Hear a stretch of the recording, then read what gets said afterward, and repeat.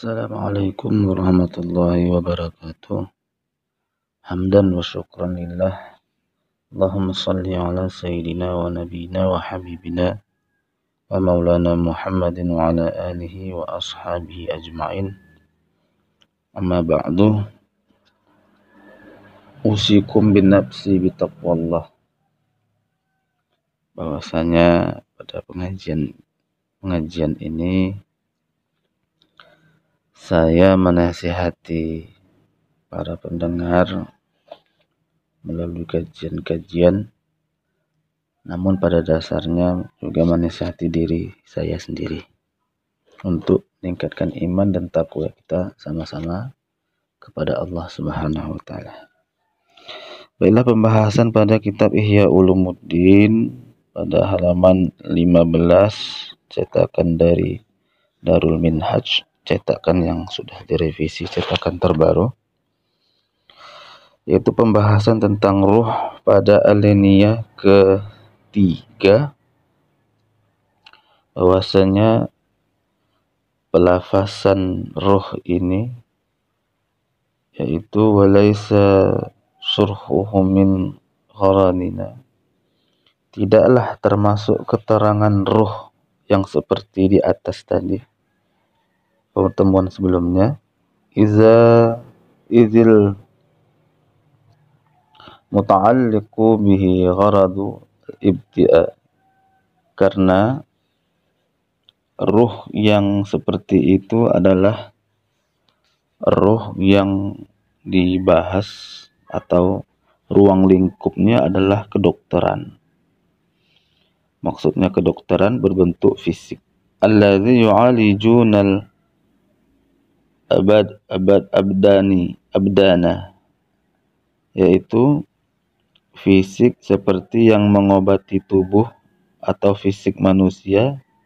Fa amma gharadu atba'id din, adapun tujuan pembahasan Imam Al-Ghazali ini dapat dikategorikan dokter di bidang agama. Al-mu'alijina lil qalbi hatta yansaqu ila jiwari rabbil alamin. Tujuan Imam Al-Ghazali membahas ruh ini adalah di bidang agama, yang tujuannya untuk mengobati hati, hatta sehingga hati itu dapat bergabung atau dapat digiring ila jiwari rabbil alamin, ke sisi Tuhan yang menguasai seluruh alam. Jadi pembahasan ruh ini bukan ruh yang ada di dalam kalbu, hati di bidang kedokteran, yang mampu menggerakkan seluruh aliran-aliran sel-sel saraf tubuh manusia.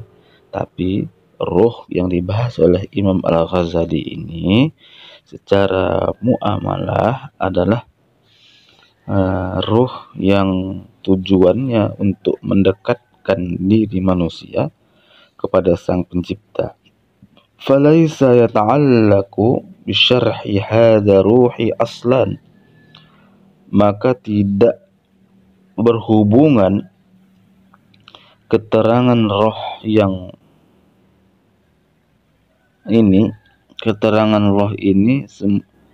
ini sama sekali. Nah, maksudnya tidak ada hubungan antara hubungan roh pembahasan kedokteran dengan pembahasan yang akan dibahas oleh Imam Al-Ghazali. Kemudian di halaman ke-16, makna kedua tentang ruh tadi, huwa latifah, dia adalah sesuatu yang halus atau sesuatu yang lembut, al-alimah, yang dapat diketahui, al-mudrikah, dan dapat memahami, minal insan, dari manusia. Maksudnya ruh ini adalah sesuatu yang memiliki kelembutan, dapat mengetahui, dapat memahami, atau dapat disebut definisi kedua ini adalah ruh yang seperti sifatnya kognisi atau kognitif atau pemahaman.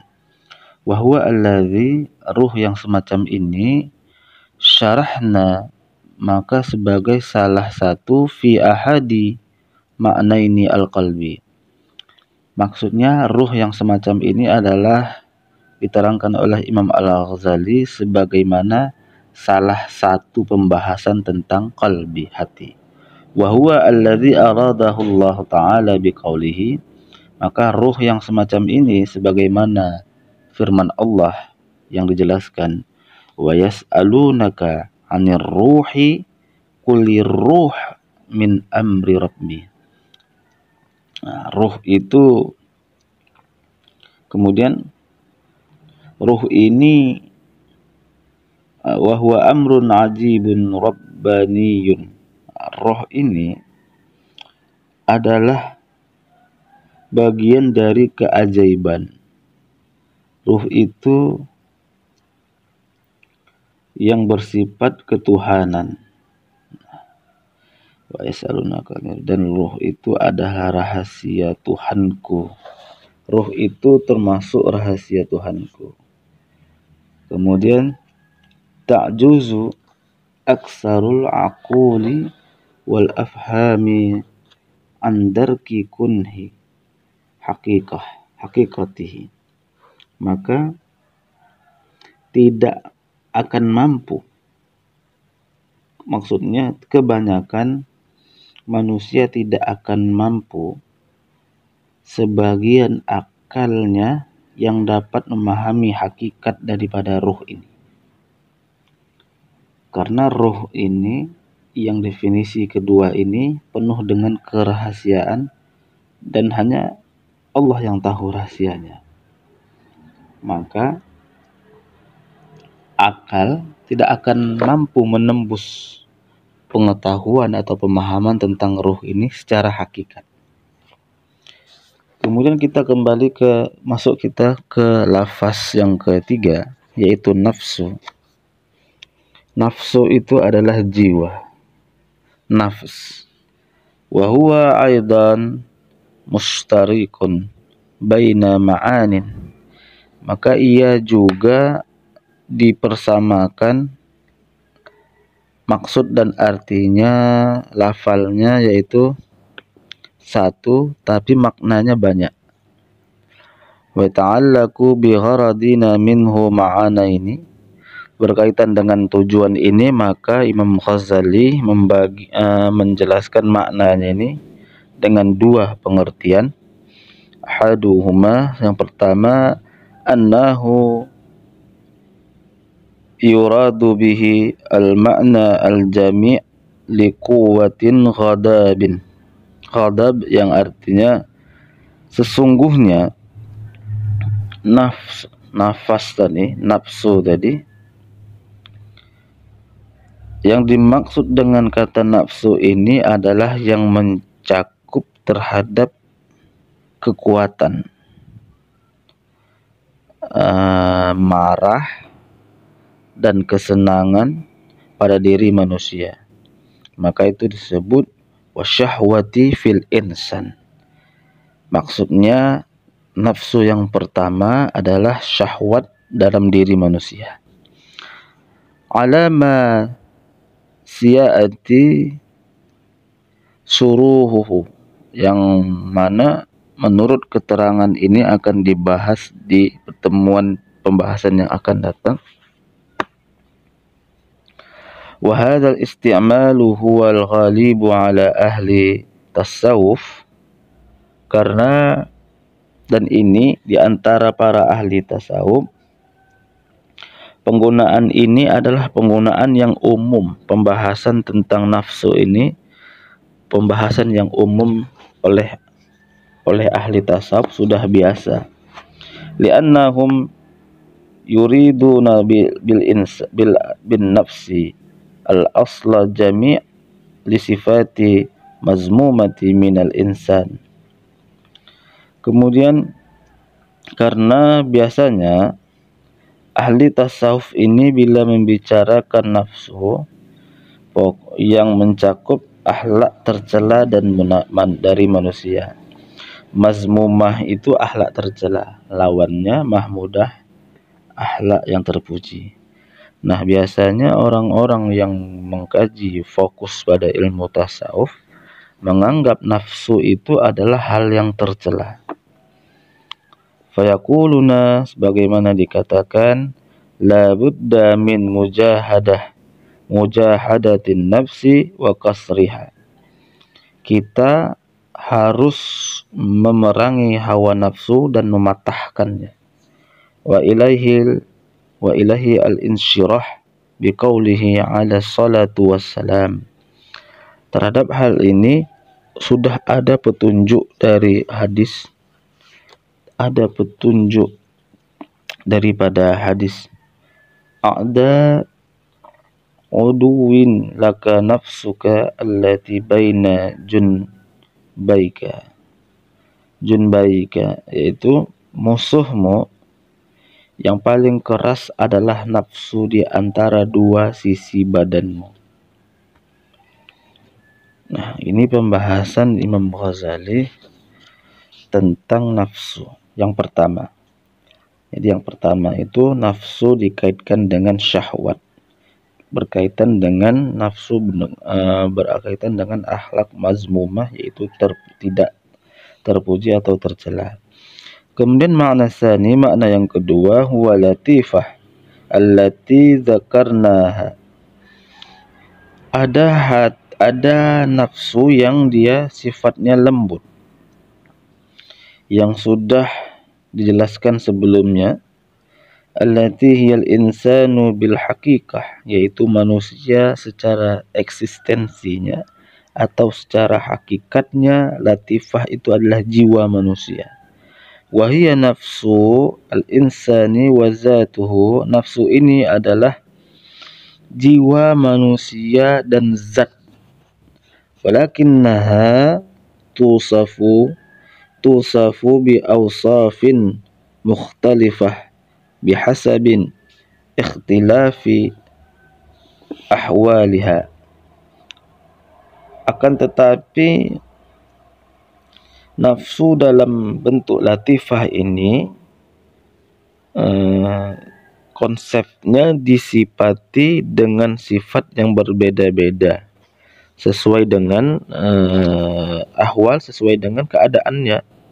Maksudnya dia bisa berubah-berubah sesuai dengan keadaan. Fa idza sakanat tahtal amri, ketika nafsu ini tenang dalam keadaan damai, maka dia dapat terkendali. Waza yalahal idu tarabu bisababin mu'aradah. Jika nafsu latifah ini bisa dikendalikan, maka ia akan menyingkir dari rasa yang membawa kepada kegalauan. Karena kemampuan kita dalam mengendalikan nafsu latifah ini bisa membawa kita kepada hilangnya rasa cemas kita terhadap terhadap syahwat. Wasumiyati nafsal mutmainnah.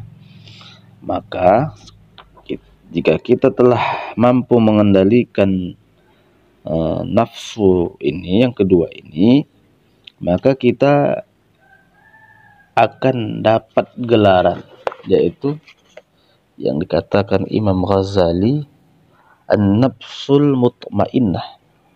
Maka kita akan disebut dengan nafsu yang tenang, jiwa yang tenang, karena telah mampu mengendalikan syahwat. Kalau Allah Ta'ala, ya ayyuhalladzina nafsul mutmainnah, wahai jiwa-jiwa yang tenang, irji'i ila rabbiki radiyatan mardiyah, kembalilah kepada Tuhanmu dengan rela dan diridhoi.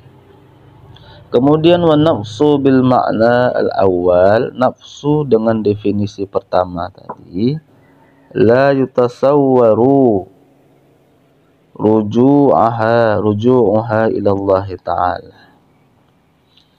Karena nafsu tidak bisa dibayangkan. Maksudnya kembalinya nafsu itu tidak bisa dibayangkan, karena nafsu tersebut kembali kepada Allah. Maksudnya nafsu yang kembalinya kepada Allah itu tidak bisa kita gambarkan, bayangkan dengan pemikiran kita. Fa innahu mub'adatu 'anillah, karena nafsu yang pertama tadi itu dijauhkan kita dari Allah. Wahiyya min hizbi, karena nafsu itu adalah bagian dari syaitan. Kalau nafsu yang dalam definisi yang pertama tadi itu tidak bisa, ya maksudnya yang kalimat penjelasan Imam Ghazali ini kembali kepada definisi pertama, yaitu nafsu syahwat fil insan. Nah, itu nafsu syahwat itu tidak dapat menghantarkan kita kepada Allah. Kita tidak bisa kembali kepada Allah. Karena nafsu syahwat itu seharusnya kita berjalan lurus, dia melencengkan kita. Makanya ada orang tua dahulu sering mengatakan jangan memperturutkan hawa nafsu, karena memperturutkan hawa nafsu itu akan menjadi penghalang bagi kita menuju nafsul mutmainnah tadi. Oleh sebab itu kemudian dibahas oleh Imam Ghazali, nafsu itu adalah bagian dari syaitan. Tapi ada nafsu yang dapat membawa kita kepada Allah. Yang nafsul mutmainnah tadi akan melahirkan akan membuat kita, nafsu latifah tadi akan menggiring kita kepada nafsul mutmainnah. Penjelasan tentang nafsul latifah tadi akan kita bahas selanjutnya.